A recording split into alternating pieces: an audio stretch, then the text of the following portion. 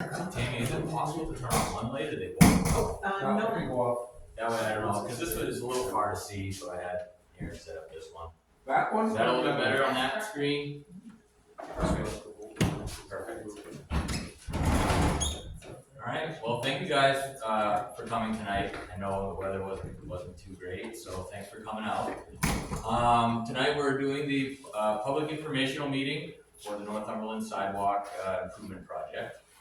I'm Eric Grenier from HEB Engineers. I'm the project manager and a senior civil engineer at HEB. And Aaron is staff engineer at HEB. He's going to be helping tonight with the presentation, taking notes, and any questions that we might have. I have a paper cut, so just ignore the tissue that I have in my hand here.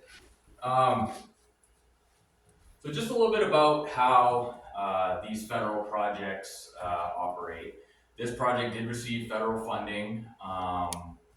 Back in 2019, the town signed the agreement with DOT and Federal Highway.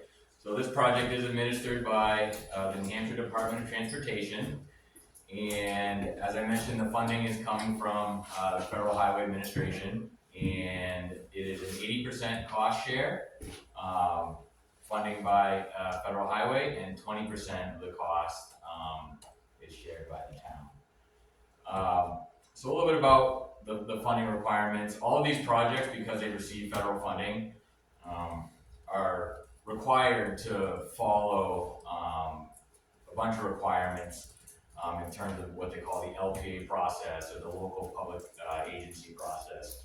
And that is a process that the town and us as engineers are required to go through from project start to project finish. There's a regulated set of requirements that we have to follow throughout the life of the project. Each project phase requires a review and approval by DOT or NHDOT before we can proceed into the next phase of the project. Currently, this phase, we're getting towards the end of the engineering study phase, which will be required to go to NHDOT for approval before we can proceed with the preliminary design phase. And when you get to construction, there are a lot of federal labor requirements. We're not going to get into too much of that tonight. But there are a list of federal labor requirements that, because the town has received federal money, you have to follow the state wage rates and things of that nature when you get into the construction phase of the project.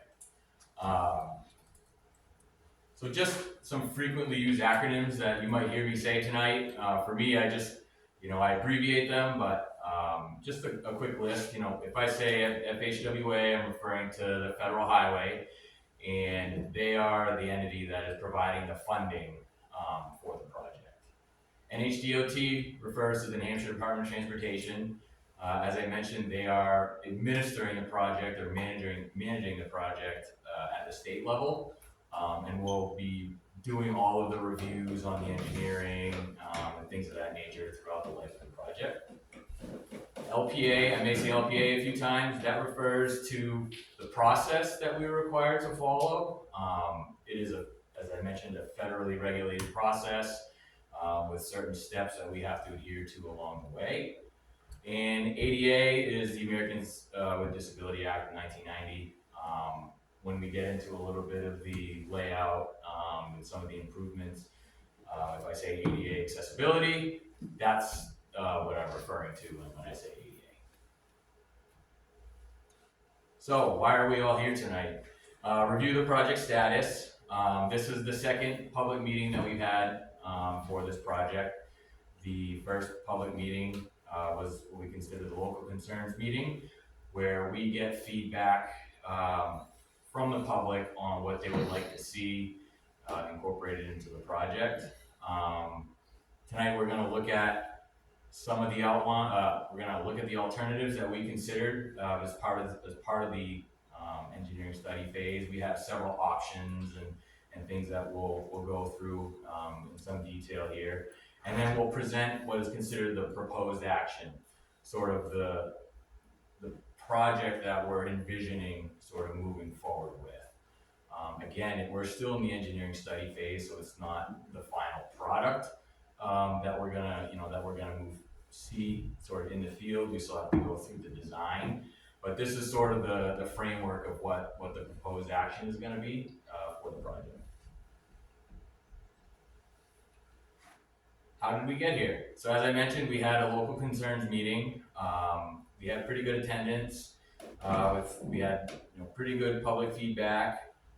Those themes included crosswalk improvements, impacts to utilities, water, not so much sewer, but utility poles. We have a lot of utility poles along the corridor. What are we going to do with those?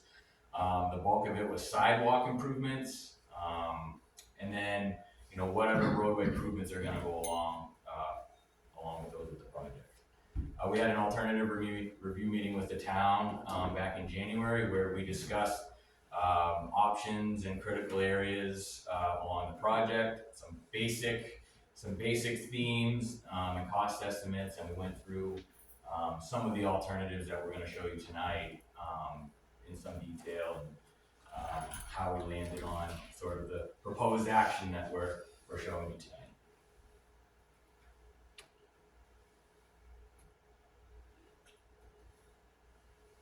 So for those of you who weren't at the local concerns meeting, I just want to sort of recap what the goals of the project are. Providing safe ADA compliant pedestrian infrastructure within the project limits is the major goal for the project.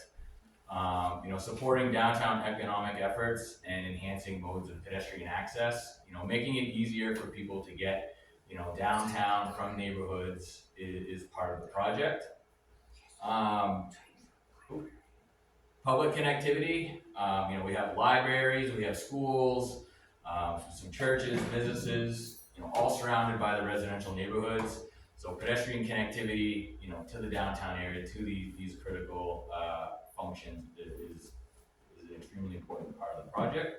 And then being sensitive to known concerns, whether it's environmental, historic, things that just general, public knowledge. We want to be considerate and sensitive to those things as we move forward with the project.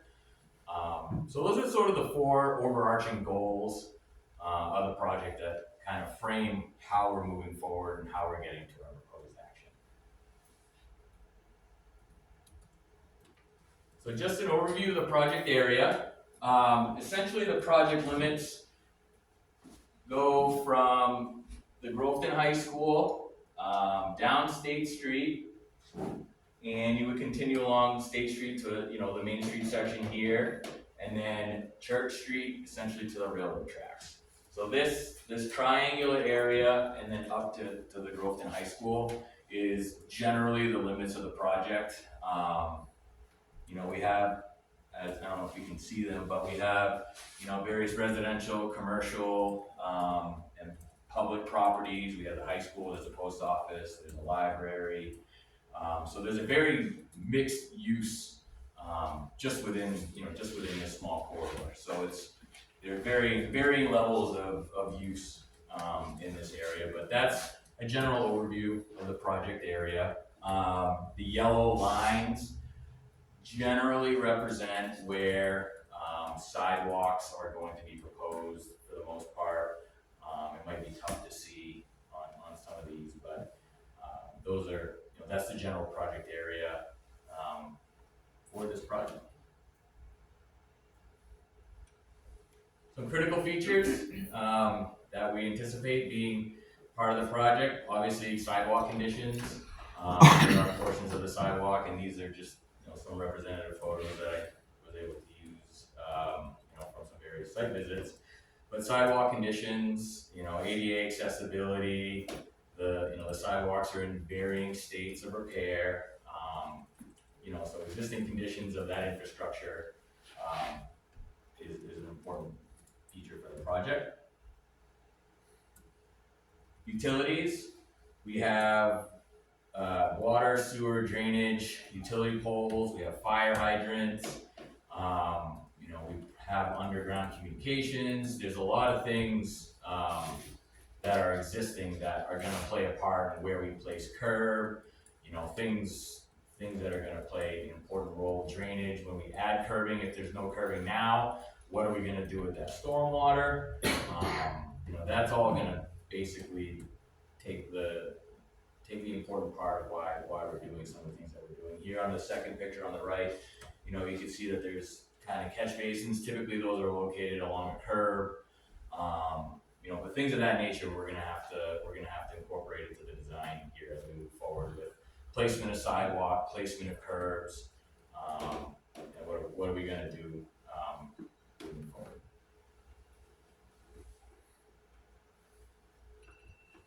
Trees, walls, driveways, there's a lot of different elements to this project.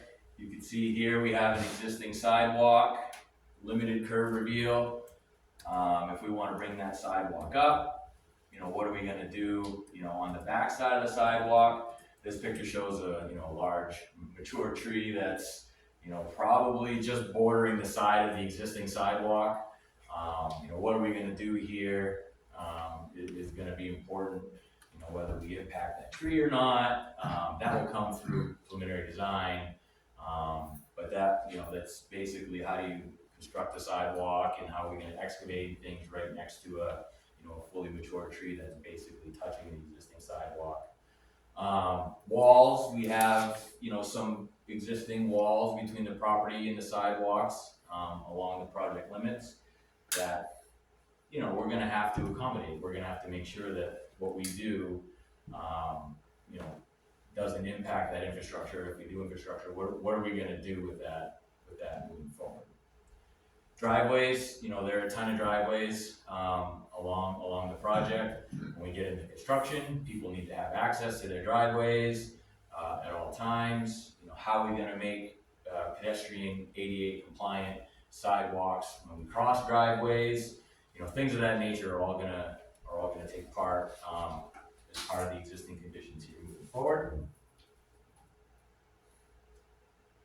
And some project considerations. We have 2 schools within the project limits, so providing safe, safe compliant access to all the infrastructure and all the schools within the project limits is a very important consideration.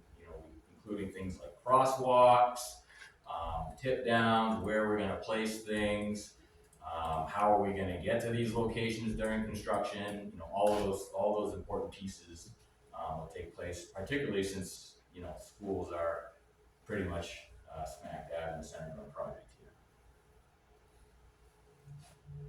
Corridor cross section. Once we place that curb line, it really defines the corridor.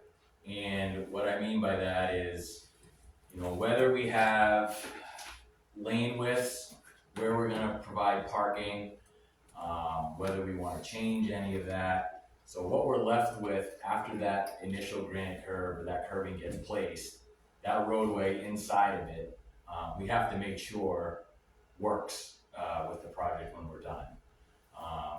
Because as you can see, this is State Street here.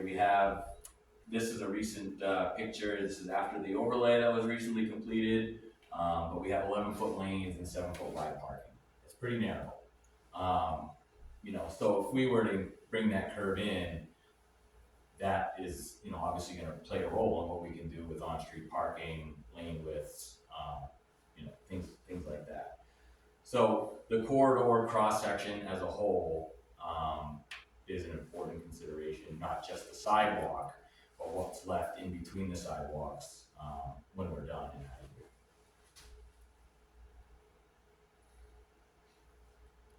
Access management.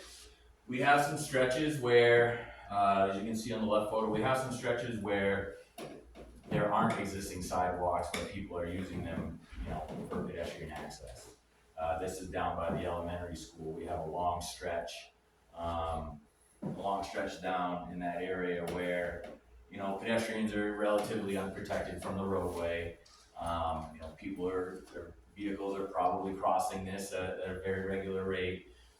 So, access management and how we incorporate sidewalks and pedestrians into these areas You know, they need to work together. Access and the pedestrians need to work together.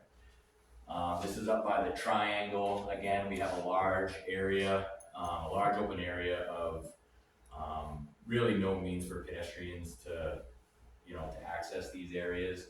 Um, so again, like I mentioned, when we place curbing and things of that nature, you know, access and pedestrians need to be homogeneous.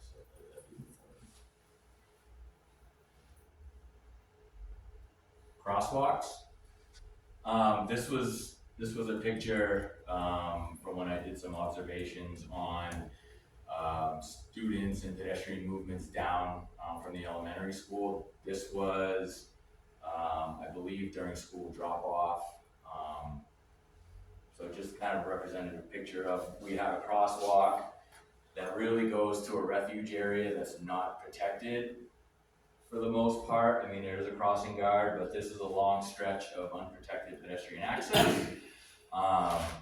You know, so when we look at crosswalks, whether we relocate them, provide different areas for people to drop kids off,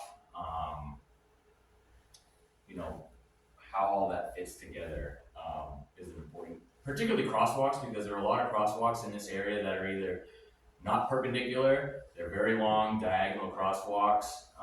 Generally, like to have your crosswalks be perpendicular. You're in the road for the shortest amount of time. You know, get from point A to point B as quick as possible. So, you know, crosswalk realignment, crosswalk relocation is a consideration for the project. Obviously, maintenance. Maintenance is important. The town maintains the sidewalks. You know, we want to make sure that the materials that we choose, you know, will last. You know, durable materials, you know, widths and things like that. Maintenance plays an important piece in our design decisions. So now I'm going to get into some of the alternatives that we looked at. I've broken it up into 3 different areas because the corridor is so long. We'll look at the alternatives for areas as we go. So, for instance, the few alternatives that you're going to see now refer to what I'm calling, you know, Upper State Street is the area between the high school and the triangle. So we're going to go through some of the alternates that we looked at for that area first, and then probably the easiest thing to do would be to just get some feedback on that before we move to the next section, so you don't have to, you know, hold all your questions till the end, because there are a fair number of slides for each section.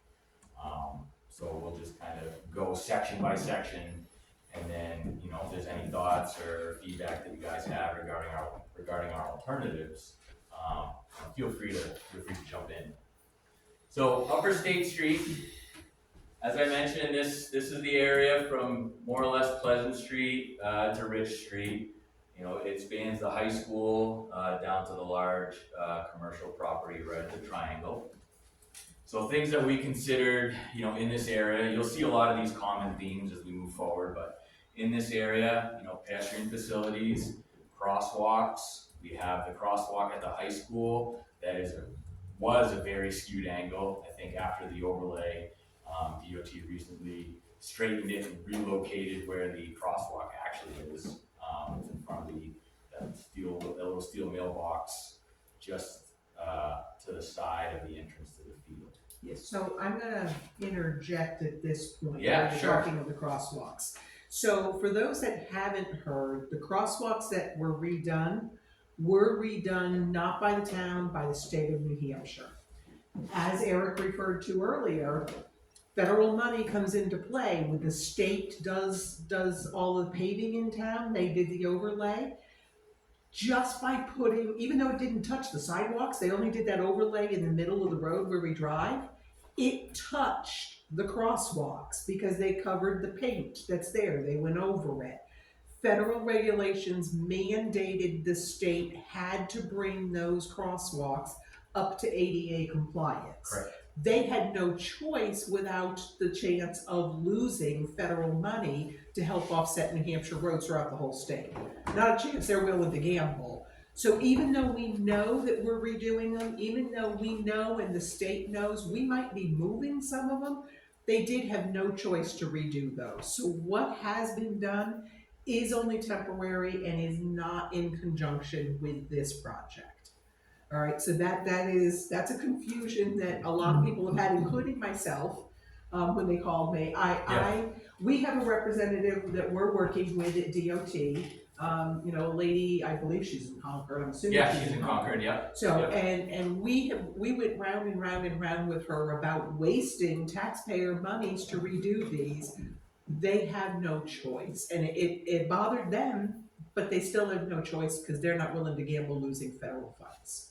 No, that's a good way to put it. I think there may be, when we get to what we're considering proposed action, I think there may be an opportunity to try to reuse maybe some of them. Yes. And I think, ultimately what we would propose to do is like tie into the ends of them, because they're, when we get to construction, we'll check the conditions of them and see how they held up. But I think, particularly the one up by the high school, I think we've modified our proposed alternative just a little bit to look at an option that could reuse that crossing location. But yeah, so as I mentioned, they redid the tip downs along the areas that they recently repaved. Accessibility, just kind of getting back here, accessibility, as I mentioned, is important. Having the truncated domes at the end of the sidewalk, the steel plates with the nubs on them to help you, know that you're in a crossing of a public way, potentially impacting, in the area of influence of traffic. Maintenance is something that, we'll see that in every sort of consideration slide here. And then, one of the things that we looked at was high school and on-street parking reallocation. We have several different alternatives that we looked at up in that area that could potentially impact parking, and some that don't impact the parking. But we looked at varying alternatives, and we ultimately chose one that we felt was working with the town, that we felt was the best for the corridor. So, alternative one, so what you see here, purple represents sidewalks, yellow represents limits of pavement. So one of the alternatives that we looked at was essentially eliminating on-street parallel parking from Rich Street to Eames Street. And when we're looking at, alternatives, whether it's the alternative that is right, or wrong, we do like to present the alternatives that we looked at here. What we looked at here was, like I said, removing on-street parallel parking and providing a wide shoulder for bicycle accommodations. So essentially, removing the on-street parking and providing a 5-foot wide shoulder, like a shoulder between curbing and white line that could accommodate bicycles. That corridor would run, like I said, more or less from Eames Street to Rich Street. The crossing, the existing crosswalk kind of crosses on an angle like this. This was the entrance to the field. We would propose, straightening that crosswalk and relocating it. And when I say it was on the angle, that was before DOT modified it. But we would be looking at straightening the crosswalk, making it a direct crossing across Route 3. Again, non-perpendicular crossings are generally not preferred, just because you're in the pavement, you're in the area of influence of traffic longer. As part of this alternative, we proposed adding a sidewalk on the back side of the existing parking lot, as well as shifting the parking sort of further into the grass to provide more space between the yellow line and the parking. Some of the feedback that we had from DOT District 1 was that plowing is an issue through this area because the backs of the vehicles, these aren't existing, these aren't standard parking space length. These are only 15 feet long. Generally, minimum perpendicular parking is 18 feet long. So if you park a car in here, your vehicle is generally hanging into the travelway by 3 feet. And then, you know, when a plow truck comes by with the wing down, I believe there have been incidents with plow strikes on some of the vehicles that have parked here in the past. So some of the direction that we received from District 1 in terms of maintenance is to push the parking, if we can, out into the grass a little bit to provide more space along Route 3 for maintenance, as well as backing out of these spaces. You know, if you pull in these spaces, head in, and then you back out, you're crossing the center line more often than not. If you have a truck or a larger vehicle, to get out of this space in either direction, you have to, the back of your car is crossing the center line. So now you're subject to cars coming this direction, cars in this direction. So providing more space to be able to come out of these parking spaces was something that we considered as part of the project. With the parking removed option, it provides more space for maintenance of that corridor. Obviously, the downside of that is there's no on-street parking from Rich Street to the high school, which I understand that parking is a premium in that area. So removing the parking may not be the ideal situation, but we looked at it and it was something that we wanted to present as an alternative. And then because we're doing so much modifications to the corridor, milling and overlaying the existing roadway, curb to curb, was something that we looked at as an option here. You're gonna have new striping, realigned crosswalks. If you were to put in new curbing, you're gonna have pavement impacts on the road side of the curbing, whether you cut it up and put curbing in and then patch it back in. So we felt that incorporating a mill and overlay to clean up the corridor once the project is done, or once the major work is done to clean up the project, to have a nice striped corridor where you don't see the trenches and you don't see those things. We incorporated those costs into our estimates and part of our alternatives. So that's alternative 1.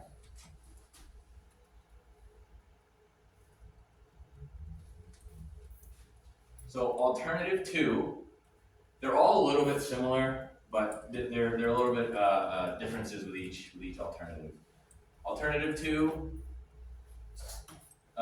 perpendicular parking across from the high school, kind of the same deal, moving it out a little bit, adding a sidewalk, trying to control the crossing to the high school. Some of the feedback that we received where, if you park here, obviously, you want the shortest distance to go straight across the parking lot. But if you have a person here that's crossing, a person here that's crossing, a person here that's crossing, it becomes a dangerous situation. So we provide a sidewalk sort of along the backside of the sidewalk, backside of the parking to help funnel people to the high school. Granted, this is a long way to go, but it protects you from having no control of people crossing the street. With this option, we retain the on-street parking. This plan shows where the crosswalk is now, just in front of the little steel mailbox next to the entrance to the field. That is the crosswalk that's out there now. With this option, we're basically proposing to cut the side of the road and put the curbing in, and no more or less no milling and overlaying of the existing corridor. So basically what you would have is somebody would run up the side of the pavement with a saw, cut it out, pull all that pavement out, reconstruct the sidewalk, and then you'd have a 2 or 3 foot wide pavement patch down both sides of the roadway that you then have to come back and modify your striping. So probably not ideal in the long term, just for aesthetics and really completing the corridor. With this option, we retain all of the on-street parking, more or less from Eaton Street to Rich Street. We do lose a few spaces over here with the crosswalk realignment. That crosswalk used to go this way, so there were 4 spaces here, now we're showing 2. But I think, you know, even with the crosswalk that's there now, you probably lost a space or 2 in that area. And like I said, more or less keeping that on-street parking between Eaton Street and Rich Street. That's alternative number 2.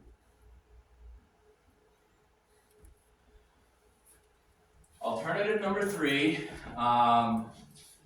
is more or less the same as alternative 2. However, when we were at the local concerns meeting, the question came up was, if there's a budget concern, you know, what would be the focus? And the feedback that we got was the focus would be Church Street and the sidewalk leading to the high school, more or less the walking school bus. Can we go change this one so that way it matches? No, my bad. I was looking, it wasn't matching. Sorry. Thank you. So alternative 3 is more like a reduced scope option, and more or less focusing on the sidewalk that, you know, is considered more or less the walking school bus, where the students walk from the elementary school to the high school. Generally, they're on this side of the road. The gymnasium doors are over here at the high school. But in terms of layout, it's more or less the same as alternative 2, except there's no sidewalk reconstruction on the north side of US Route 3. We focused sidewalk repairs, you know, on that south side. It's an alternative. Is there on-street parking? Yes. Okay, on both sides? Yeah, so essentially we wouldn't touch anything on the north side. So sidewalk would stay as it is, parking would stay as it is, basically no construction. On the south side, basically where the purple line is, we would essentially retain all of the on-street parking that's there, minus the 1 or 2 spots where that crosswalk would have recently realigned. But what this does is it's a, you know, reduced budget option that we looked at, and focusing on the area for, you know, for the walking school bus, for that sidewalk on that sidewalk. That was that alternative, was, you know, do nothing on the north side and focus everything on Church Street and the south side of State Street.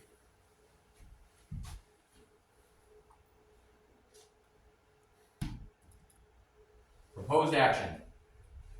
So this was sort of, you know, this is the framework of what we're looking at moving forward. It incorporates, you know, feedback, crosswalks. We had some feedback in terms of parking, and this is still, you know, this is still conceptual level, but this is, you know, more or less kind of the idea of what we're looking at moving forward. So I recently had a discussion with Bureau of Highway, and they were hoping that we could get a full 24 feet from the back side of the parking to the yellow line. A full 24 feet would more or less allow you to back out of that space without crossing the center line. The big safety concern is crossing that center line and taking up 2 lanes of traffic when you get out of those parking spaces. So we backed this up even more to see, to see if we could provide that full 24-foot wide space, from the back of the parking to the center line. Providing a drop-off area on the high school side of the roadway, drop off and pick up for students. There we modified the curbing a little bit to be able to try to provide, 4 or 5 spaces that could be used for drop off during school, and then after school hours, if there's an event like basketball games or something, if that could be permanent parking, during those times, try to add a little bit more to the corridor in that area. Right now, I think if you look at where the white line was to the curbing, there was about 8 feet there. So could that work? Probably. That could probably work. This could act as a drop-off area and pick up, and then during off hours, that could be permanent parking for school events or whatever is going on in that corridor. Proposed action. Generally, the north side of State Street, retaining the on-street parking as it exists.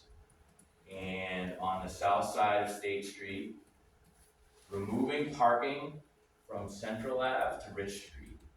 The thought there is that there's a parking lot, there's a big parking lot here, and the feedback that we got was, this parking is probably, less than ideal. Eliminating the Arlington Ave crosswalk was something that we talked about with DOT Bureau of Highway. I know they put it back as part of their paving work, but there was a discussion about potentially removing that crosswalk. So that's what we're showing here. And then with the removed parking between Central and Rich, there's the opportunity for sort of a widened sidewalk or a buffer area to provide a little bit more space between the travelway and the sidewalk. And that when you see the Church Street alternative, it makes sense because it runs all the way down. So an option to potentially get some, a little bit of buffer space while trying to maintain on-street parking was sort of where we landed with the proposed action. And then a mill and overlay of the entire corridor, just because we're moving crosswalks, we're getting rid of crosswalks, curbing is moving, parking is moving, we're looking to get parking here, parking across the street, so cleaning up that corridor so there's no confusion when you have pavement markings on the ground that have old pavement markings, new pavement markings. So that's kind of our proposed action for Upper State Street. So before I go into the Lower State Street, while it's kind of fresh, maybe we can just have some questions or some discussion on kind of how we landed on some of the things. Yep. The parking spaces you're making across from the high school, you said those are gonna, I presume, be 18 feet deep 18 feet deep. with a 9 3 feet. foot, 42-inch sidewalk? That's a full 5-foot wide sidewalk. And you want to also push it so that the backs of those vehicles that are be parked in there have 24 feet to the center line of the road. That is with head-ins, with perpendicular spaces. Yeah. That is really the minimum to be able to get out of a space without more or less crossing the center line. There are options where you can angle the spaces and bring it in a little bit, but then you lose spaces because they're bigger. Okay, on your proposal, how far is that pushing the front of that parking lot from its current position in? It is about 8 feet. Glenn, how much space from where the noses of those cars are now in springtime at youth baseball is there to the fence line? If you go up there, there's parking signs and stuff up to there. There'll probably be 2 feet behind that because I think the signs are 5 feet behind that curb right now. Yep. So the signs are actually in the purple area. The parking signs, I think there's But 9. their goal lines and their fences and stuff, they don't come that far. The You goal know, lines I'm not worried about. It's the little kid that's not so little that can hit a home run And whose car is it gonna hit? And is the town liable?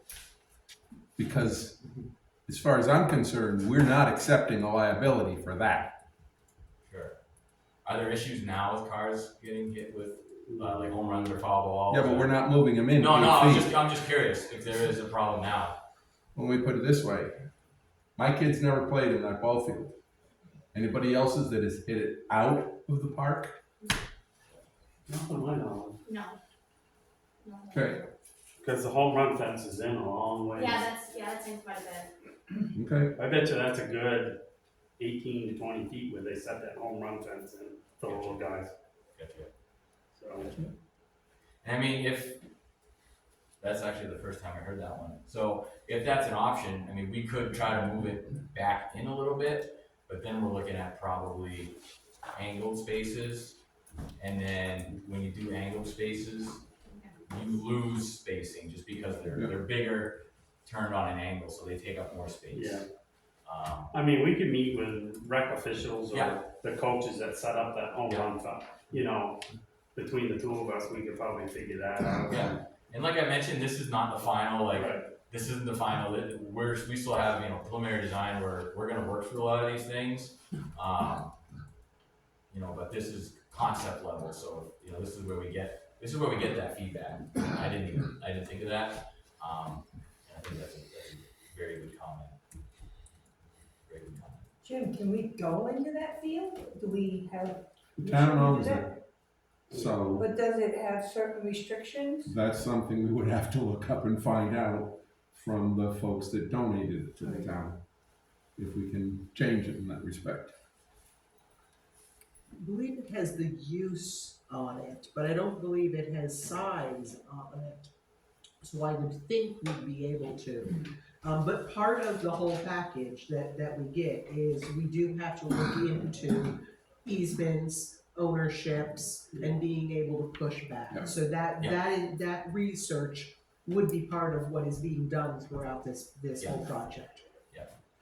And there's quite a few of the properties that we have to do some research on. Yeah, there's probably a dozen, eight or a dozen properties. I have a slide that kind of shows which properties that we're thinking there may be potential easements or areas where we want to just connect into their existing sidewalk and things when we're. But I have a slide that kind of show approximately where those areas are. But yeah, this, I think when we're looking at the federal funding and the eligibility of the improvements, if we were to just dig this up and put the parking spaces back the way that they are, I'm not sure if, DOT would approve of that, because we're using this funding, we're making some standard parking spaces. We know that vehicles are crossing the yellow line. So I think what we're trying to do here is improve the situation and provide a sidewalk that if you wanna go to the high school, we don't have just kind of, I have a you question. provide a means for people to get there.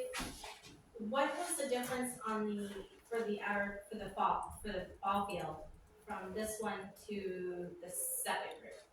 Was there a difference in size? Yes, so what this one here. I can't see, not in. Oh, can you go back? I'm sorry. No, that's okay, that's okay. Yeah, that one. So Yeah. how far would we be going into the ball field in that one? So what that one shows is just making those existing spaces 18 feet. Not moving them in, but I think that one is like 4 feet.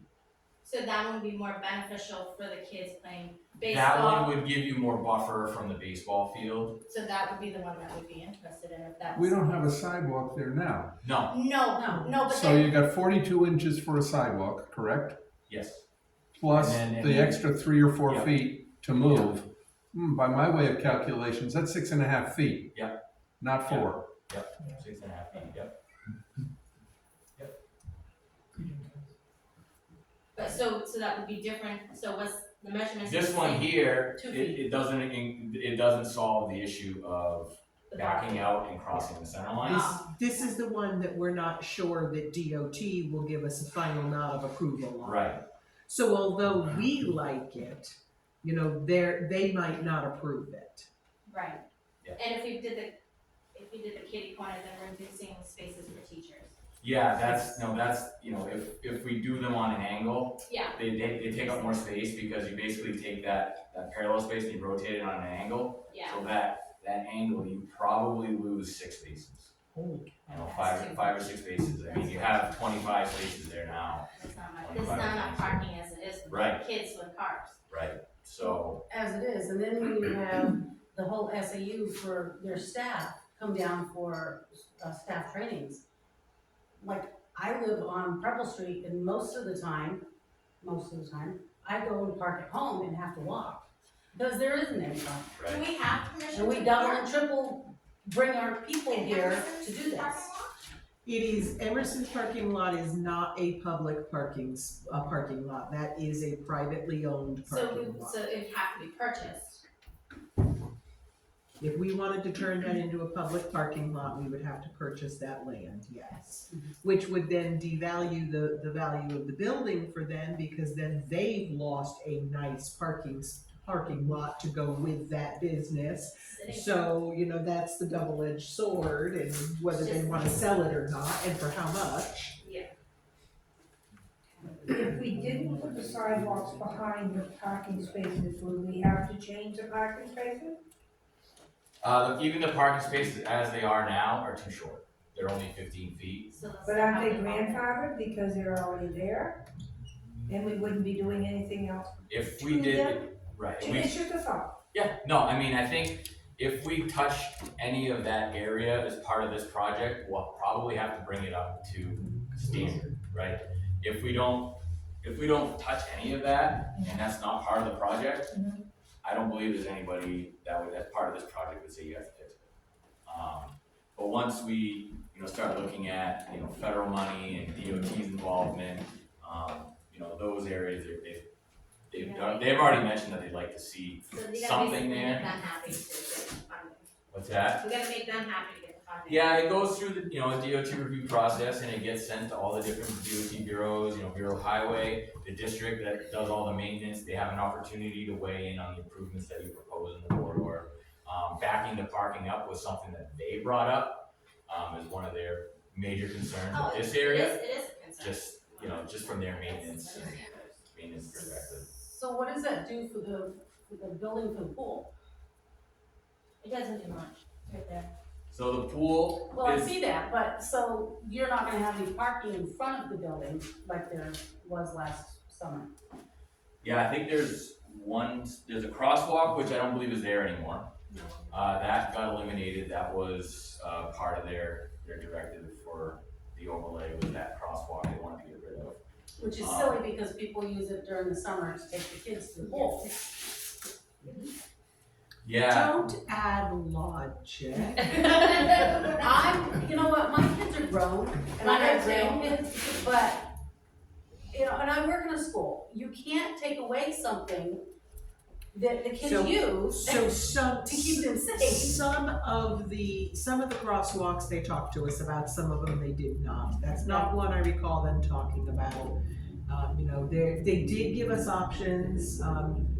As an example, the one that's down in front of Sharon's funeral home, Armstrong Sharon Funeral Home, that one, they said, well, we'd like to remove it. You can leave it if you want, but then you have to buy all of the push the button for the crosswalk signs up to the tune of about $40,000 to get the equipment in there plus the annual maintenance of it. So the board did on that case decide, absolutely not, we can remove that one. So that one they talked to us about, but they didn't talk to us about all of And them. a lot of people who do their walking right up through there, they use that as well, because it's a hit or miss on whether you can cross the road when the cars are coming. Again, you know, I've done that myself, but it's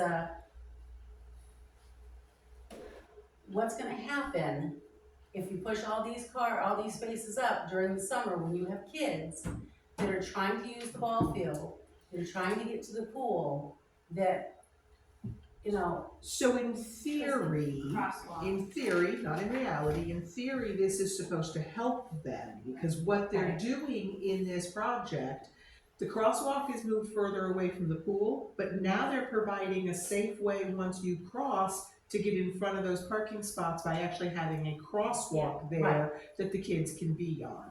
Which the way all of us have to park when any of us park there, we could have a crosswalk there right now, but it isn't gonna do us any good because we all know how small the parking spots are. So our nose is as far over as we can get it, and we bump our tires in. You know, so the lengthening of it would take away the need for us to have the front of our cars blocking the proposed sidewalk. Right. And then the sidewalk will be there for the kids to use and be safe. Yes, it is gonna eat into the ballpark, but we can't move the buildings backwards, which would be the ideal solution, is push everything out to give us more street room. But that we cannot do. So what are the ways to get everything we need and keep the kids safe? right, I was just wondering how many spaces we're gonna lose in front of the building was my question on, I guess, on that. Parking spaces? Yeah, because you can't move the building, so you're gonna have to eliminate those couple of parking spaces that are there. The ones they're talking about, Tammy, are the Handicap. handicapped ones in front of the pool building and right next to the buried propane tank. All right, and we Is have, that off, is that? Yes. Okay, that's off the map. Yeah. yes, those will not be touched. Okay, Those are not part of the project, those will not be Okay. touched. okay. I just have a question. On this, you have the sidewalk there and pushing the parking spots further back. There seems to be a lot of concern about how far into the ball field we're going. Can we just extend the parking spots without putting in another sidewalk over on the other side of that and save that 4 feet of sidewalk space? I mean, part of the for the project, it's a TAP project, which is non-multimodal pedestrian improvements. When we look at spending money for those type of things, we have to make sure it always relates back to a pedestrian component.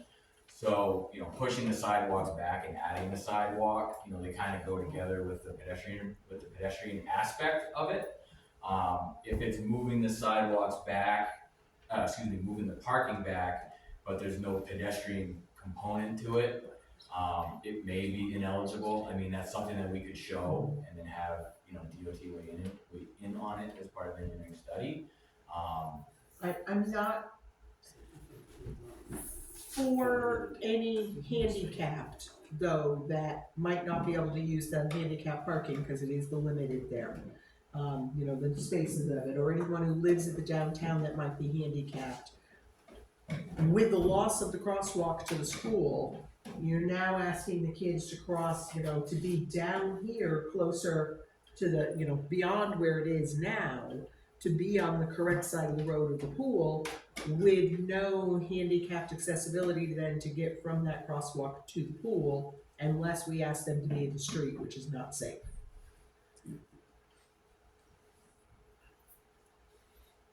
I think ultimately everybody recognizes that the parking there is less than ideal in terms of the space and the amount of projection that it has in Route 3. We can evaluate as we get into preliminary design, whether that sidewalk is something that's really desired.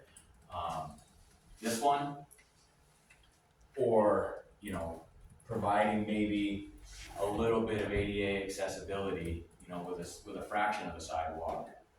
Maybe that's something we can look at. We move the parking spaces back, or we do a little fraction of the sidewalk to provide ADA accessibility, which meets the pedestrian component of what we're trying to accomplish. But we may be able to reduce the amount that we have to impact. Right, thank you. Okay, the sidewalk that's in front of the school, are you doing something to that, or are you just showing us Moving in. where it is? This one here, Well, the whole In piece, front, all of this? yep, and the side, what, are you replacing that? Yeah, so everything that's in purple is pretty much shown as new. So all the sidewalk that follows Route 3 would be new. So they wanna fix it and add some possible parking there, drop-off parking, or, as you said, ball game parking. Yeah, I was thinking, drop off during school hours, and, maybe there's a time limit on when they can be. Cause that current sidewalk is what? It's 7 or 8 yeah, feet it's wide. wide, that's a wide sidewalk. So obviously, what you're saying too is you'd narrow that down to one panel instead of 2 wide panels. Then you'd bring the parking, you'd bring it in. You bring it in, I think So this you bring shows in a shifting it in a little bit. area. Shifting it in a little bit to provide an 8-foot wide parking space for drop Place off. the farmer's markets there too. Yes, The sidewalk that you're planning to put where the cars will be parking, yes, will there be some barrier there preventing the cars from backing way into the sidewalk, especially these big trucks? I mean, because if you're gonna be walking around the back ends of these cars, why have a sidewalk? Unless they're prevented from. sure, yeah, we were trying to keep the projection to a minimum, so it is just a 5-foot wide sidewalk, but that's a good concern.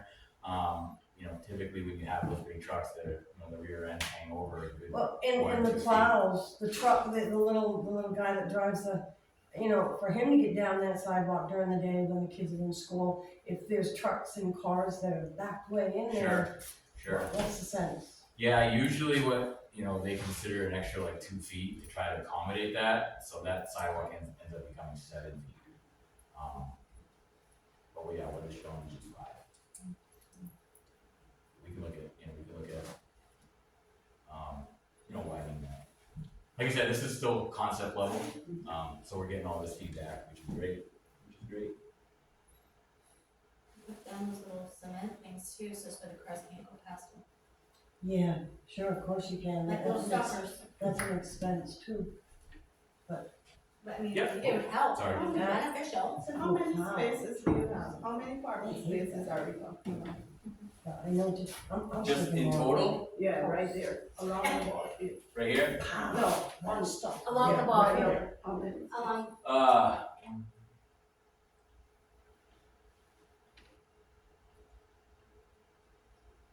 22, including 2 ADA spaces. do we have any? There's no ADA spaces there now. So there would be handicap spaces. Yeah, 2 ADA spaces, and whether they're here or shifted over a little bit, That would be nice. we do have to consider accessibility as part of this, so adding 2 ADA spaces there, would likely be required. How many are there now? I believe there's 26, but we're adding 1, 2, 3, Yeah, 4, yeah, 5, 6. On the this opposite side, where a lot of people do park, the police department even parks there, so I mean, at least might as well make it safe. And legal. Yeah, safe and legal. Now. Has it ever been considered to completely remove that parking space right there? This? If We a had talked, resident- we had talked about it, I didn't show it, but I didn't know, the message that I got was parking is a premium around the high school, and we can't lose much. Yeah, Where else would your teachers park? If a resident were to give up their land, like, let's Or- say yeah. I'm close. Yeah, the way that it is now is, we couldn't, the idea was that, parking is important in that area. Yeah. So we're trying to maintain as many parking spaces as But possible. from what I'm hearing, it's not safe. Either way, if the sidewalk go behind, if the sidewalk is not safe, backing out is not safe. So how about you think about eliminating it and get the residents somehow to probably give up parking? Yeah, I think, the elimination of the parking is something that, we'll probably have to have another discussion about if that's, ideal, if we wanna just eliminate the parking and put a sidewalk on the backside. I guess you wouldn't need the sidewalk at that point. So just as a clarification, I do keep hearing for the teacher parking, it's not just, that's a daytime.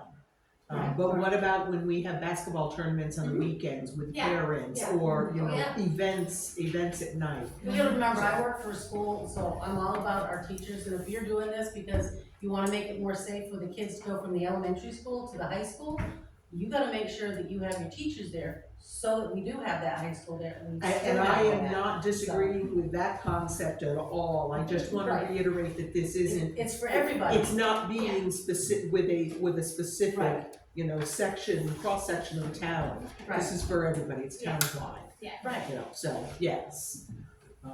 Ball field, when people wanna, you know, when we play, when the kids play, it gives the places right now for the parents to park to watch the little kids play. Yeah.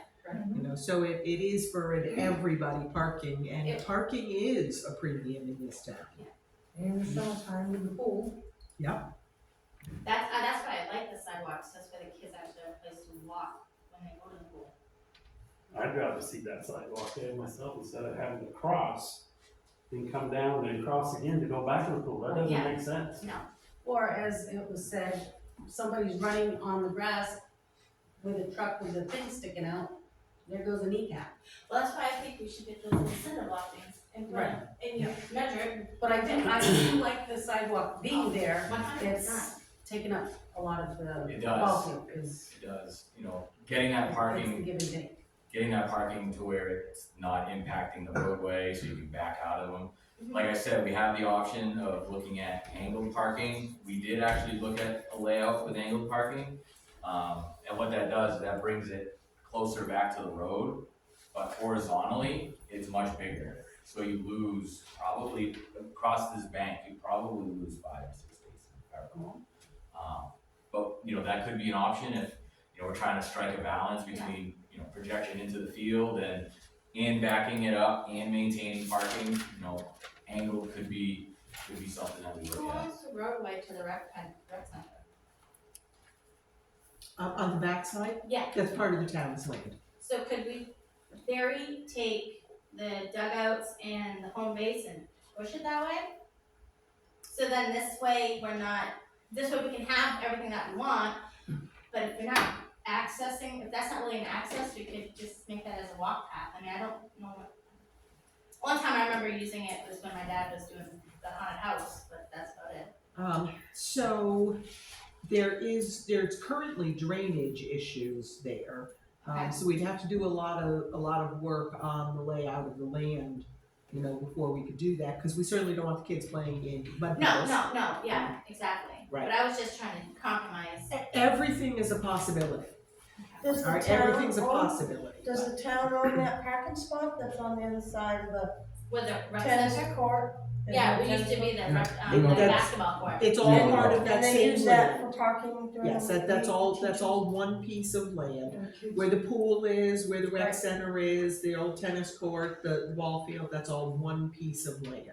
Okay. And there's currently only one small section of it that is not being utilized regularly, but it's also a more damp spot. That's going back, right? Mhm. Yeah. Born and raised here. So do just the elementary use the ball field for baseball? We don't use it for any of the bigger kids? No, They all use the big ball field? Yeah. But they're the ones more likely to get a home run into someone's car. we could always get Window. those the fencing to go up, attach, I mean, and then this way make it like a barricade for just the games, you know what I'm saying? Don't use the metal one if you use just a cloth one. Cause are you gonna be putting fencing up, or are we still gonna use that orange stuff? That is, all comes from the Cal Ripken. The Okay. town doesn't do that, I believe that's, and my lines are sometimes blurred with the rec Right. committee versus what we do versus what Cal Ripken does. But I believe that the snow fence is Cal Ripken. Okay. So that would be something we'd have to discuss, you know, with our rec committee, and Cal Ripken to see if we could do something bigger, taller, you Okay. know. You know, maybe, I hate the thought of saying something like a rope fence, cause now I'm envisioning the kids trying to climb it. But something that's soft like that to catch the Yeah. balls, Yeah, that's what I was isn't the just metal thinking fence, about on top. but is enough for people who wanna sit in their cars to watch the game to still see it, yes, Well, I mean, you still have looking through the orange stuff anyway, so for the most part, so, yes. sorry. And ultimately, you know, just to kind of circle back on that, the back out parking onto a state highway is generally not just a safe, situation to begin with. But I think what we're trying to do here is just improve this situation, Yeah. a little bit. And I think, that everything that we do for this project, we have to justify, to DOT and federal highway that this is a good use of funds, for this action or this alternative. So, while if this was something that was new, I think they probably wouldn't, like it very much. But I think the fact that we're trying to improve an existing, potentially less than ideal situation, is how we're kind of moving forward with this. Any more questions on this section?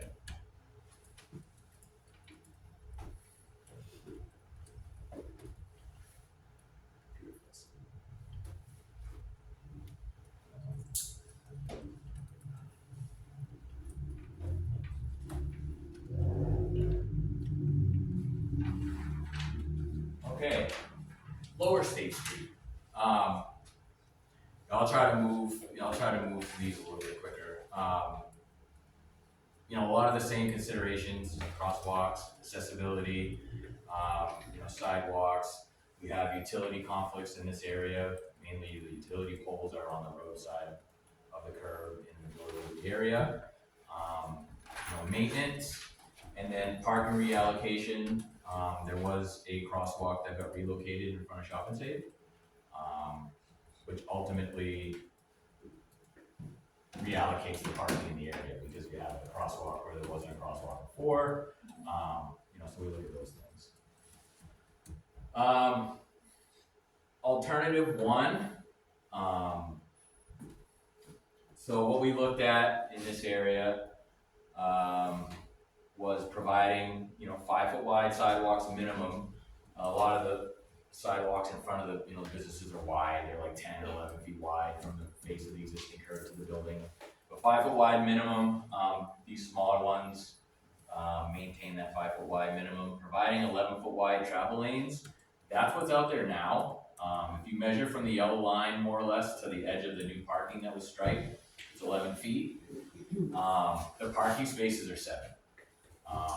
That's pretty narrow, and that's essentially the minimum allowable in terms of AASHTO requirements and things of that nature. What this option shows is trying to get a little bit more width in that area. Here you'll see these red lines represent essentially right-of-way impacts, where that backside of that sidewalk would go over the right-of-way and easements would be necessary. What we also incorporated into this alternative was getting the utility poles on the sidewalk side of the curbing, so out of the roadway. That's a maintenance benefit there. But what that does is it shifts the curbing over enough that it pushes this side of the sidewalk kind of outside the right-of-way. And, we would need to review these improvements with all the different property owners along that side to try to get that extra width there. We evaluated bump outs, basically curbing that, comes out and makes a very short crosswalk. Those have been removed from the proposed alternate. Those are maintenance, headaches in terms of like their maintenance plowing. Like to have a nice straight line to the curb, but we did evaluate whether bump outs would work in this corridor. It's pretty narrow as it is, so I'm not sure if narrowing it up even more would be much of a benefit. With this option, like I mentioned, easements would be necessary for widening the parking spaces from 7 to 7.5 foot wide and getting the utility poles on the back side of the curb. It pushes the whole road down just a little bit. So essentially that's alternative one, and this shows the crosswalk in a different location than where it is now. This is the St. Francis Hall. I think there's an existing crosswalk. There was an existing crosswalk there, but it puts you into someone's driveway, and it wasn't pedestrian safe. So before that, DOT updated that crosswalk, we looked at just shifting it enough to give a pedestrian, safe route and out of the person's driveway. And, you know, and looking at bump outs, but I don't think those are appropriate here. And then a mill and overlay of the existing corridor, you know, that's the yellow area, that's all, brand new pavement, as I mentioned. With the corridor improvements, we'd be looking for a pavement surface treatment to try to clean things up.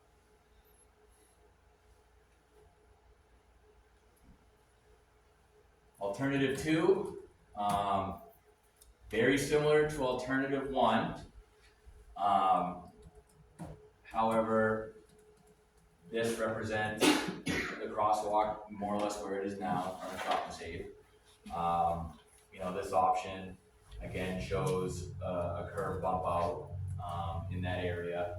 What we would be looking at here is 11-foot wide travel lanes, which is the same width that you have now from the yellow line to the parking space.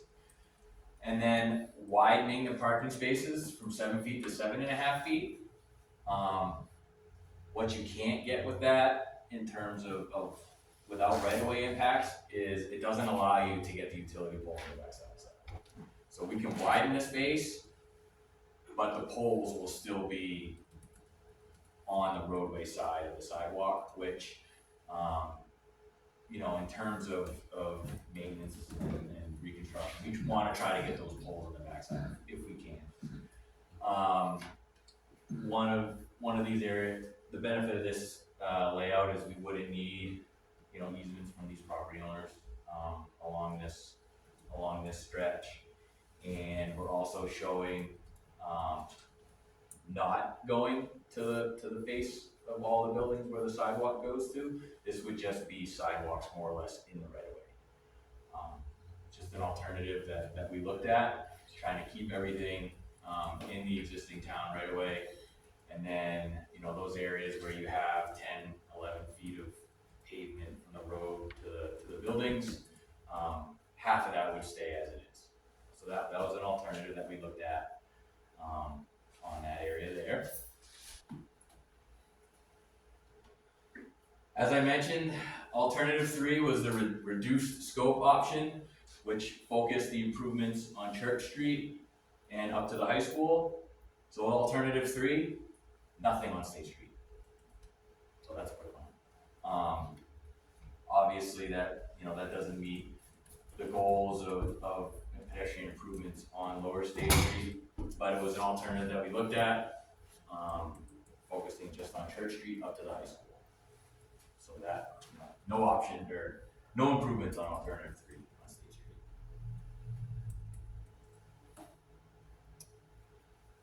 Proposed action, more or less we construct minimum 5-foot wide concrete sidewalks throughout the corridor. We look at reconstructing the areas from the face of curbing to the buildings. Unfortunately, the right-of-way does not go to the face of all the buildings. So we'll see in my right-of-way impact plan that, so some of these would require easements to do work sort of outside of the right-of-way. I think we felt that if we're gonna be investing the money in the 5-foot wide sidewalk on the curb and then leaving from the backside of the curb to the face of the building might not be appropriate. So this option shows all the way to the face of the building. We show no curb bump outs along this corridor. This crosswalk is aligned where it is today. And we have utility poles on the backside of the sidewalk.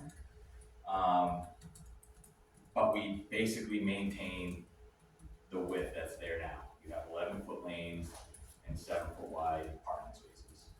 So it stays like it is now. You know, it's tight out there.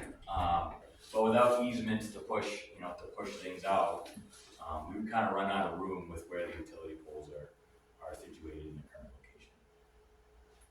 That runs down more or less all the way to Main Street. We have, you know, minimum 5-foot wide sidewalks, and then it bumps out to meet the faces of the building frontages. Building frontages there. So that's the proposed action, Lower State Street. Any thoughts on, the three alternatives we got there? I know it's getting long, I'm sorry, hang with me. So more or less, it's gonna feel like it does now, but we'll get the poles on the backside of the sidewalk and have, new sidewalks for the area. And try to maintain as much parking as possible. When you say on the back side of the sidewalk, are you talking up against the houses? No. So Or you just have, on the back side of the curb? So you have your granite curb, and we would put the utility pole would be just behind it. Okay, so on the back side of the curb. On the back side of the curb, yes, I'm sorry. So the poles would stay where they are. We would put the curbing more or less touching the pole, but when you plow, you're not weaving in and out. What it does is it shifts the road, slightly down a little bit, to the south. But if we maintain the 11-foot wide lanes and the 7-foot wide parking, we can do that work, without, major easements on a lot of these properties. Let me throw this out to you as an idea. Yep. And something to look at. Those sidewalks that are on the north side of the road, further down to the far right, the thick ones. Yep. Up top. Yep. Yeah, those there, they've been sidewalks for someone who's grown up here 30, 40, 50 years. 50 years. At the 11-foot width. I believe that makes it a public thoroughfare, and at that length of time, I believe it stays a public thoroughfare. And that's not for you guys, that's for legal. So, you could,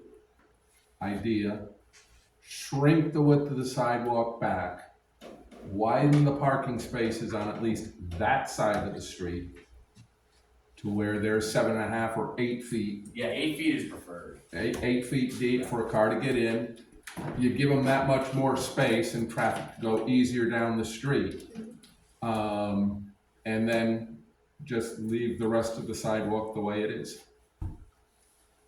But I believe it's one reason why Methodist Church locks that gate for 24 hours every day on the back side of the church, once a year, on the back side of the church, keeps it from being a public No, I thoroughfare. believe that's the Catholic Church. No, I don't think it's St. Francis, it's the Methodist Church. There's a gate on the back that goes into the housing and stuff that's Oh, behind no, but there. that's not us.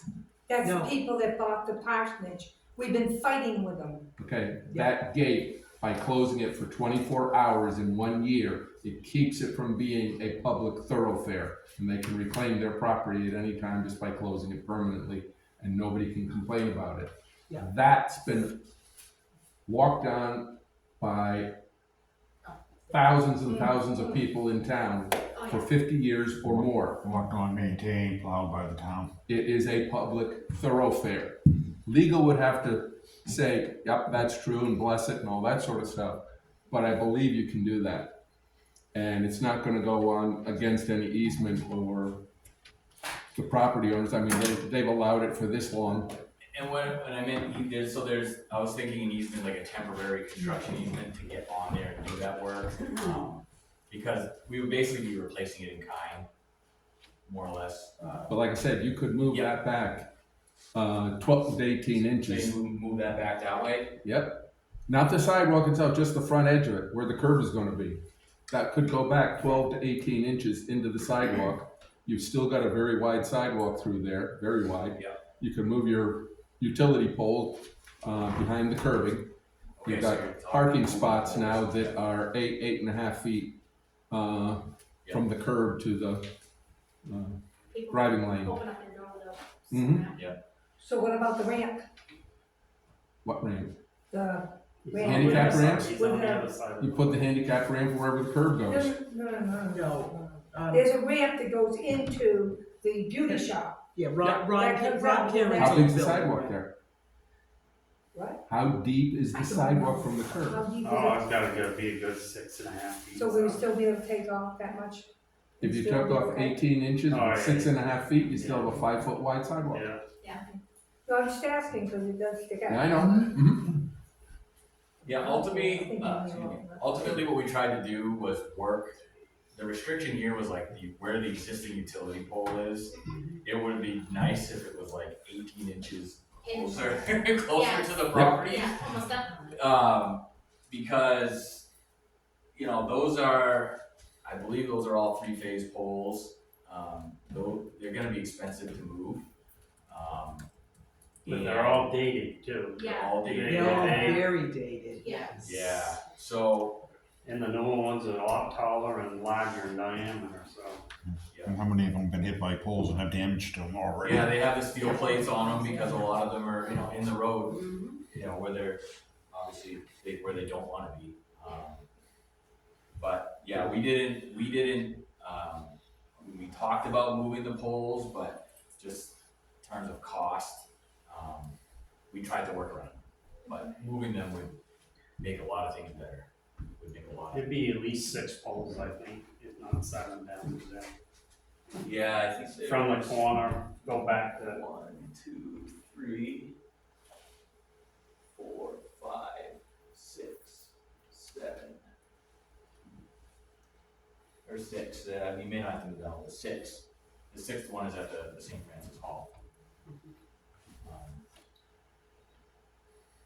Those, I'm not sure if typically utility pole relocations aren't eligible for funding unless they're Right. real, wouldn't be part of that 80%, 20% split, unless we can, unless it's justified, that we can't, work around them.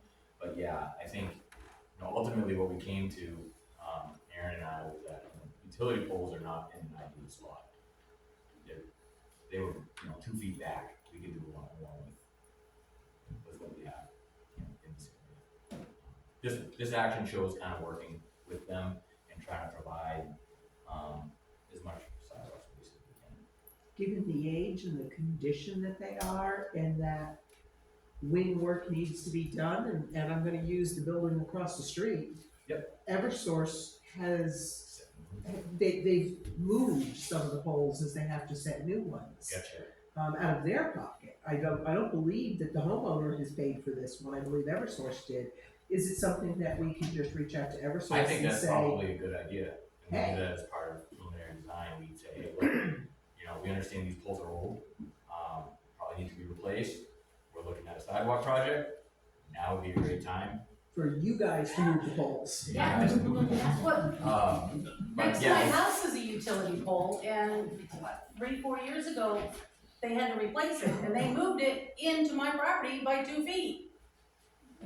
Because there was no other, you had to leave this one here, you gotta get the. put that one in the old somewhere. Yeah. So it has been moved. Yeah, I think it's worth a further discussion, because, like I said, that corridor is narrow. 11 and 7, I think is like the absolute minimum. For a travel lane with adjacent on-street parking. So if we can get another 2 feet, a foot on each side, make it 11 and 8, like the rest of the corridor. Upper State Street is all 11-foot lanes, 8-foot wide parking. That extra 2 feet would make a big difference in terms of just providing more space and comfortability. But yeah, I think it's one of those discussions. Eversource is asking us regularly what they can do for us. They can move their poles for us. Perfect. Perfect opportunity. Just tell them they don't have to move them all, Yeah. just those 6 or 7. Just a few, yeah. They could trim a few trees too. And maybe put an LED lights on them. We're freshening up this main street. Exactly. That would look sweet, That would be really pretty. very, very nice. Very nice. And If they're gonna replace the poles, I bet you that they would do that at the same time. that would be really nice. Yes. So that's Lower State Street. I don't know if there's any other questions here. Too long. And then we have Church and Main Street, sort of the third core area, that's part of our project. Again, considerations, a lot of the same as we had, on previous slides. Church Street, we had the walking school bus, which I observed, a few times, just how the pedestrians get from, the elementary school up to the high school. I also observed, how drop-off and pickup is done in the morning. So I have some thoughts on that. And then, obviously maintenance. Hope you stay in your car and didn't get run over. He wore his safety vest the whole time. I did. Which helped. I did. I had a great conversation with the crossing guard. So alternative one, what we're showing here, is a widening to provide, a consistent corridor, more or less, through this area. We're looking at providing improvements to the library, parking. What we have here is three dedicated spaces, and a crosswalk realignment. Right now, the crosswalk used to come on a diagonal. What we're proposing to do is make that a direct crossing, keep it a nice short perpendicular crossing, provide a pedestrian refuge island, an ADA compliant, dip down, 3 parking spaces. On another concept, you'll see that this one is labeled as ADA compliant, so having a nice ADA compliant parking space on Church Street side of the library, particularly since there's a ramp there, that goes into the library, seemed like a logical place to, provide an ADA compliant parking space. What we have here is a 4-foot wide shoulder, that runs essentially the length of Church Street on both sides. If you guys recall alternative 1 for Upper State Street, that was the no parking option. Yeah. That 4-foot wide shoulder connects all the way up to the high school. So we looked at, providing a bike lane that goes, or bicycle space that goes from, the elementary school up to the high school. But the consequence of that was there's no parking on Upper State Street. So this alternative 1 aligned with the previous alternative 1 where there was no parking. So understanding that parking was a premium, I'm not sure if the 4-foot wide shoulder accomplishes that goal, of maintaining that on-street parking closer to the high school. But it was an option that we looked at. It's clean. It seemed to fit pretty well. Are you allowed to have a parking space in front of the ramp? So what this would be the ramp. The ramp stops more or less right with that little Right now, it mailboxes. goes between the 2 parking spaces. There's Yep. a parking space, no parking space. Right, so what we would do is, we have this crosswalk realignment, and then, essentially this ADA space would come up the ADA compliant, ramp here, and then go into the building. I believe, the actual ramp section, starts where that joint is, and the rest of this is more or less flat so you can get in with a wheelchair. So you're gonna actually put a sidewalk there. Yes, There is no sidewalk. No. That would be awesome. no sidewalk there. Because Right now, there's everybody no, uses that person's property right there. The one with no, over. Keep going. That, everybody walks in front of that gentleman's house right there. A lot of the kids do.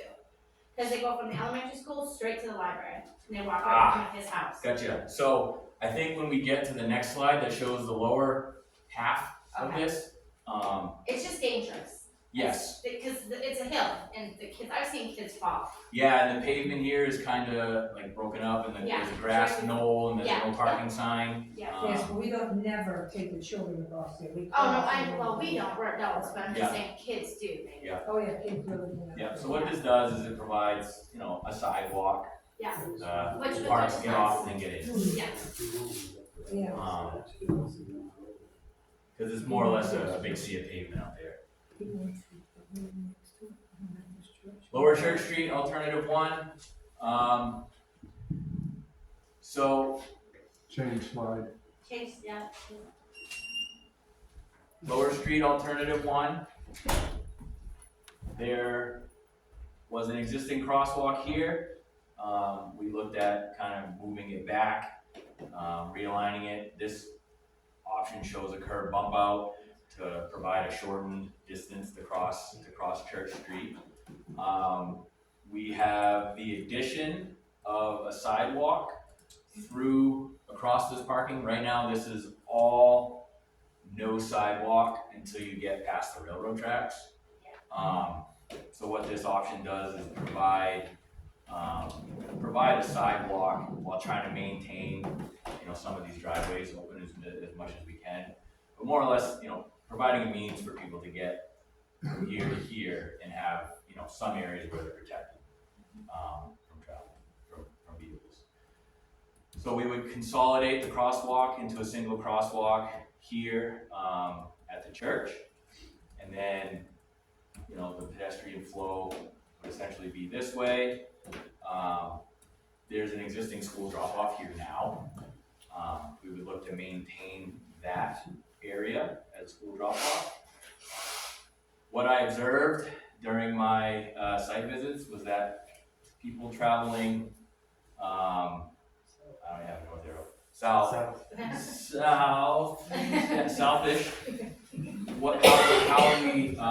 How the school drop-off worked was essentially this, drop off, and then leave. So they would pull into whatever space is available right here in front of the emergency services building. This is where the crossing guard would be. I have a picture of it. And then they would cross here, and then there would be traffic coming, and then there'd be someone trying to pull out of the emergency services parking lot. So what this does not provide is a safe place to do a school drop-off traveling south.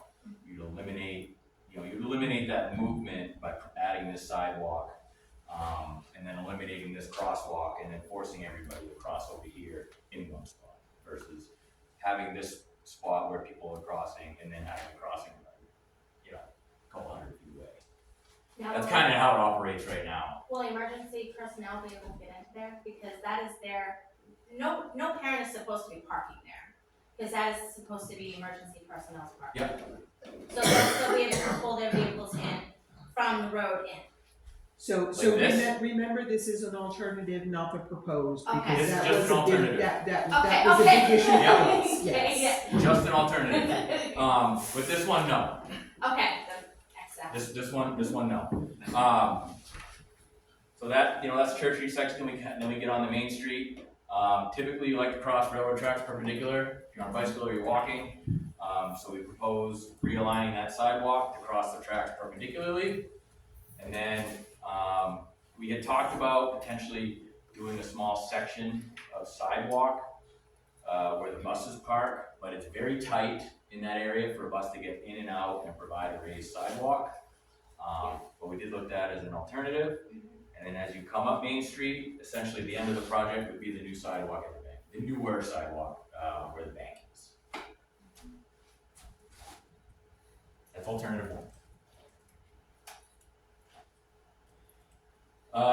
Alternative 2 and 3, I lumped them together because they're very similar. The library area and the sidewalk, this is more or less generally the same with each alternate. We didn't really have many different options here. So I'll breeze through this section. Alternative 2 and 3. So this alternative we looked at, we have the drop-off area for people traveling in this direction. Well, wouldn't it be nice to have a drop-off area for people traveling in this direction, but also be able to control where they're gonna cross? So this option provides a curb bump in, which provides a space for you to pull over, drop a child off, and then that child would, you could park the crossing guard here, child would cross this way and into the school. It's not a direct crossing, but it limits the number of, crossings where there are impacts, because those crossings are very close together. Is that crossing at the corner of Spring Street and Church Street where you're putting that new crossing, or is that closer to the school? This one? Yes. There's an existing one there, I just shifted it over so it's, more in line with the crossing, but there is an existing crosswalk there.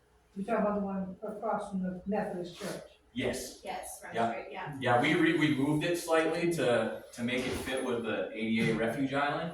But with this alternative, that's your main crosswalk, and you eliminate the crosswalk that puts you into the emergency services parking lot, Okay. or front entrance.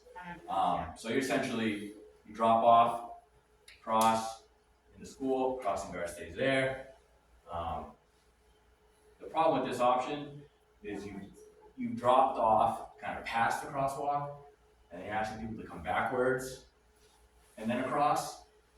I mean, it's a better option than having sort of this going on, but it's something that we looked at, and the Main Street improvements are essentially the same. Realigning the crossing at the railroad tracks. We removed, essentially eliminated the raised island here so buses could get in and out. Proposed action. If you guys remember the previous proposed action, we had removed the parking from Central to Rich and provided a widened sidewalk. That widened sidewalk connects to this widened sidewalk and provides a 2-foot buffer. So you have a 5-foot wide sidewalk, 2-foot wide buffer. And then you have a 3-foot wide shoulder on each side of the road. You have 11-foot lanes with a 3-foot wide shoulder. So you more or less have 14 feet from center line to face the curb. But what's nice about this is, because this is sort of the route of the walking school bus, we looked at an option that provided a widened sidewalk with a slightly narrower roadway cross section for speed control. I didn't see too much speeding issues through there, but typically a narrower road reduces speed. The library improvements are more or less the same with the addition of ADA compliant parking space.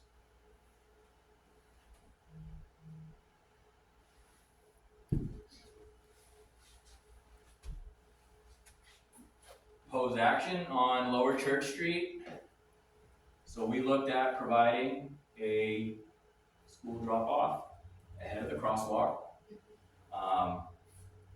We essentially have 20, 40, you could probably have 60 feet here, where you could comfortably have 2 drop-off parking spots. So essentially how this would work is you pull over into these spaces. Traffic could continue to go by if they don't have drop-offs. Obviously on the passenger side, you let somebody out on the passenger side right onto the sidewalk. They cross the street, and then they go to school. The benefit of this is you're dropping them off ahead of where they want to go. So they get out of the car or truck and they head through the crosswalk, and then to the elementary school. We maintain the school drop-off parking on the opposite side of the road.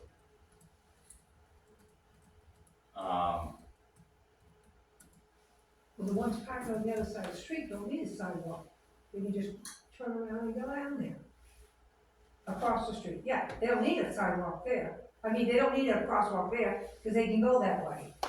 There's Right. a crosswalk right there, isn't there? That crosswalk is existing. No, but they don't need to cross there. They're Oh, already on that side of the street. Oh. They can just walk on the Yeah, side. no. What I meant was, if you drop off on this side of the road, you're crossing that way. Then that's, And they going can this go that way. way, yes. If you drop off on this side of the road, you're golden. Like it's just like it is now. Right. Just like it is now. And the nice thing about this is essentially the walking school bus comes out of the gate, comes down the sidewalk, has one dedicated crossing, and then they're going to do sidewalks up to the high school.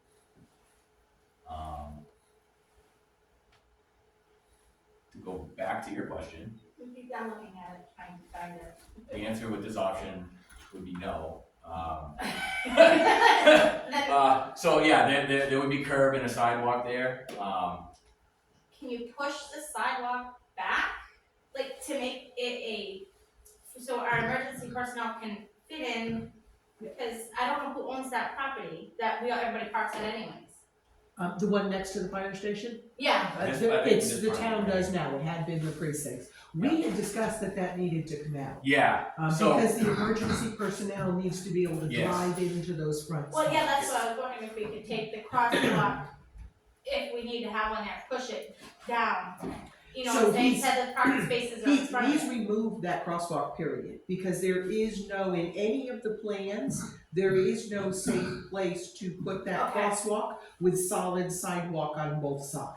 Okay, okay, So that the crosswalk in front of the school is gone yes, on every alternative and the proposed action. He's saying, so put it here, closer to here's, the one for the church. Yes, That's the that's school the one that driveway. would remain. okay, Right that's there. the front of the school, okay, yeah, so right now there's an existing crosswalk yes, it goes that, there. it goes in and then it goes into the parking lot where the striping is.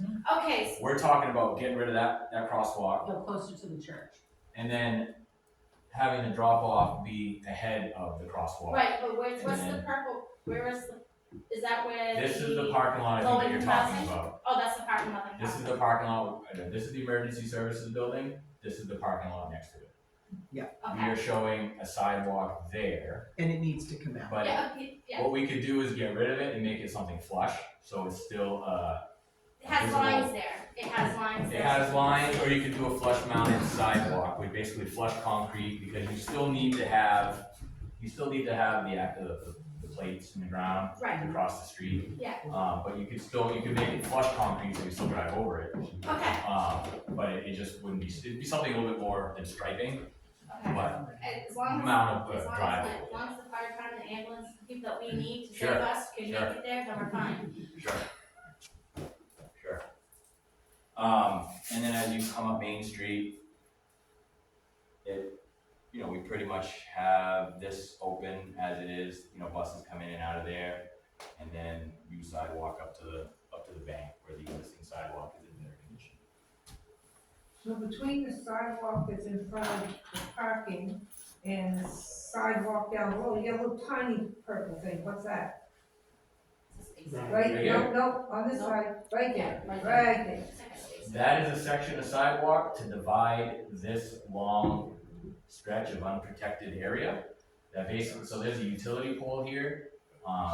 So we talked about putting, just a small piece of sidewalk that is still, it's better than nothing, but still provides, and it's kind of centered between the two buildings. But it's a small section of sidewalk that, just gives a little bit of refuge, cause it's a long area to go, Yes. without any.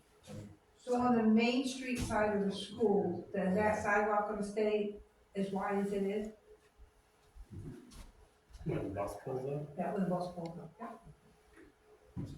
Yeah, so essentially what we're proposing to do is keep it more or less flush pavement, and it's right now it's just striped like an access way.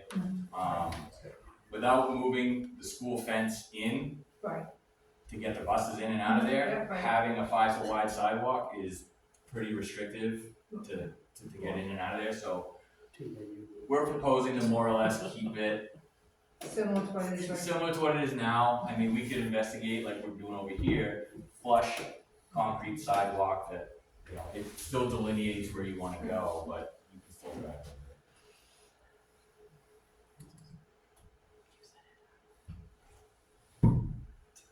Only got a few more, promise. So as part of engineering study, we are required to show proposed potential right-of-way impacts. And the hatches that are green are areas sort of outside the mapped right-of-way where we anticipate potential impacts could occur. So we have a small section up here at the corner of Arlington Ave where, according to to the survey and the right of way. The piece of the sidewalk is outside of the right of way. We're looking to reconstruct in kind, so likely just a temporary construction easement to go in there and maintain that. Not much through here. We do have, and it kind of speaks to your point earlier about the existing sidewalk kind of outside of the existing right of way. Let's see. We do have a large section of. Slide, please. I went to. We do have a large section of sidewalk that is outside the plotted right of way. Basically, in front of St. Francis Hall and going towards the high school, that area is outside the 3-rod right of way there.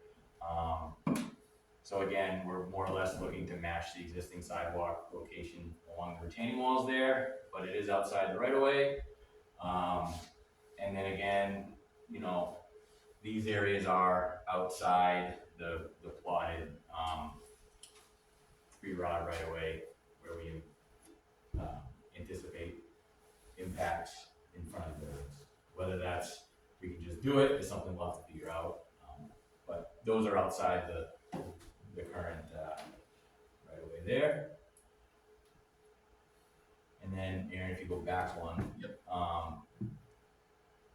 the sidewalk along the Methodist Church property is outside of the right of way. We would be looking to more or less keep the house side of the sidewalk or the church side of the sidewalk in the same spot. So potential impacts there that we have to evaluate as we move forward with the preliminary design. And then a small section on Main Street. I'm gonna go to.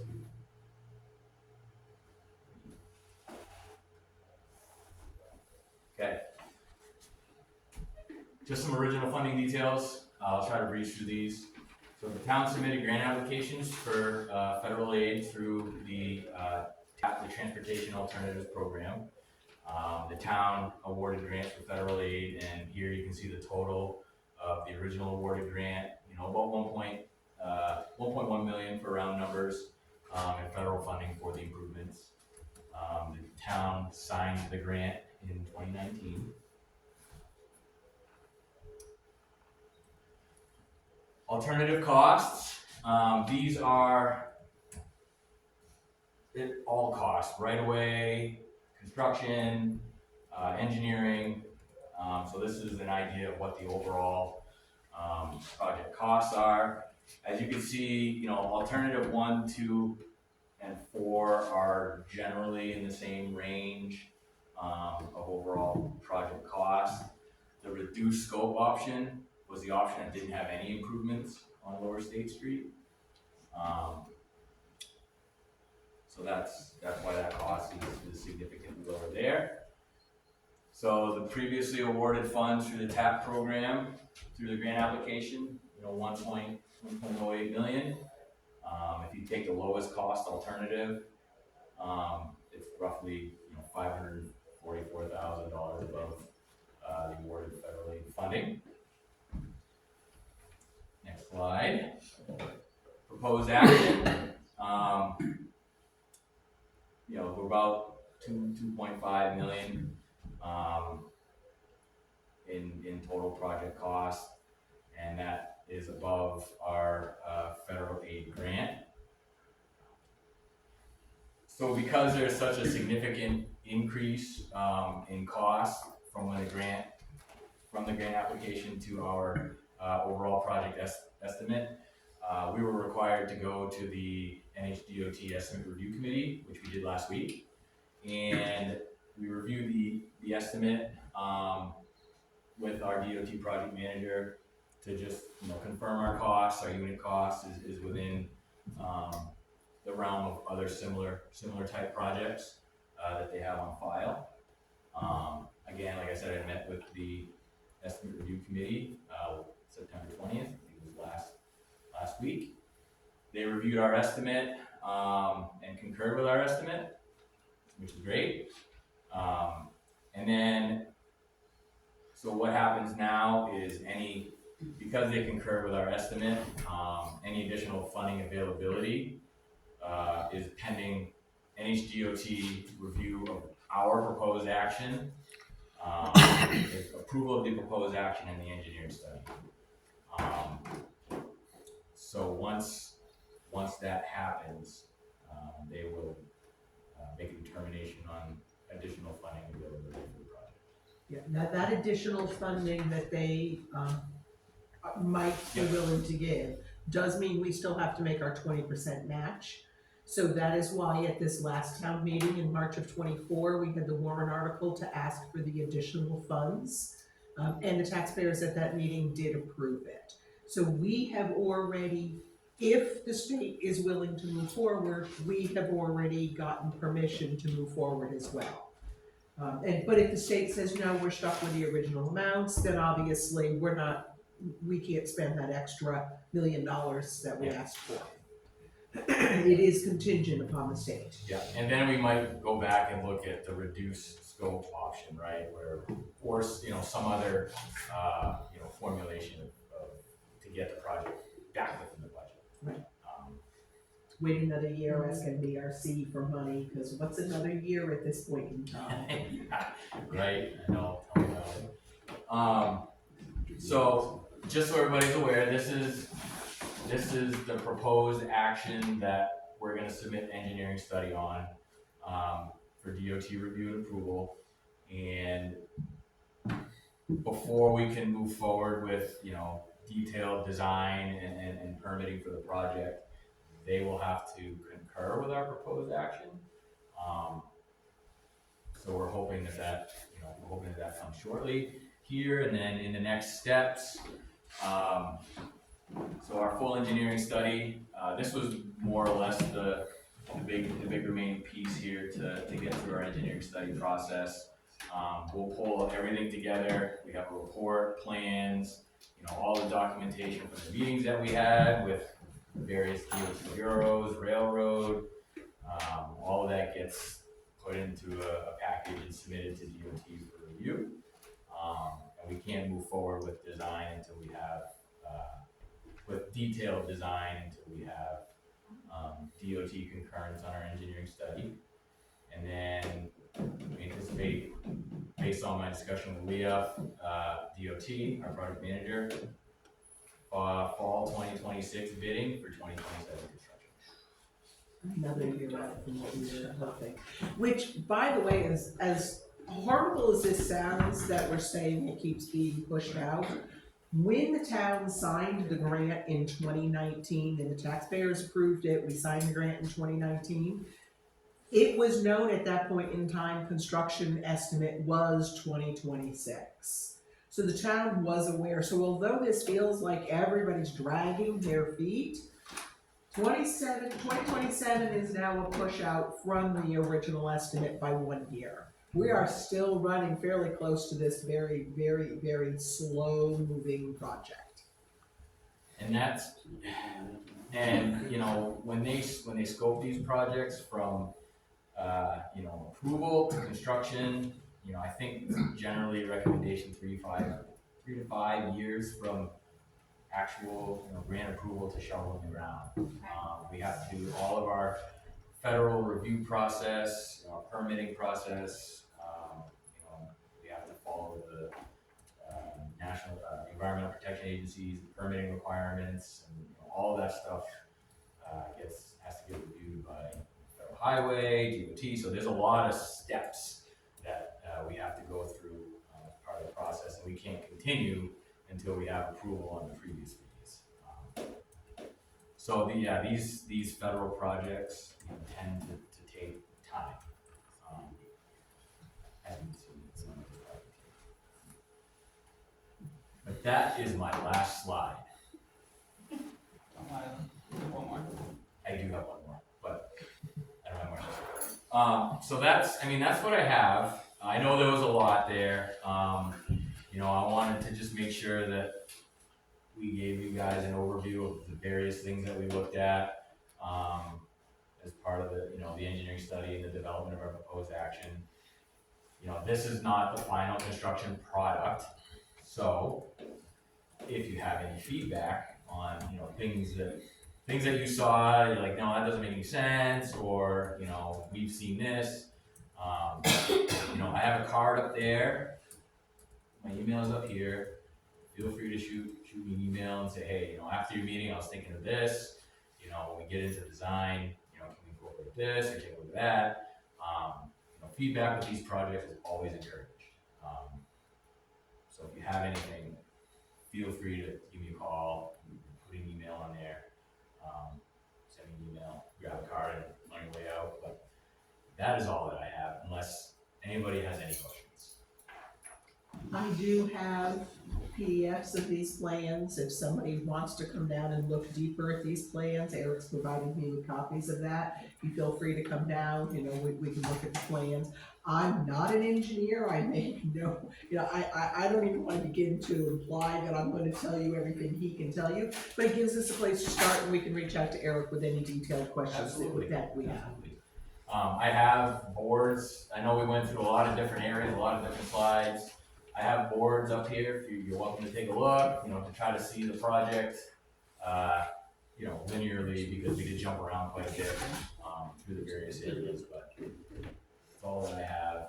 And like I said, I know it's been a while, but I appreciate everybody coming out. Thank you. Thank you.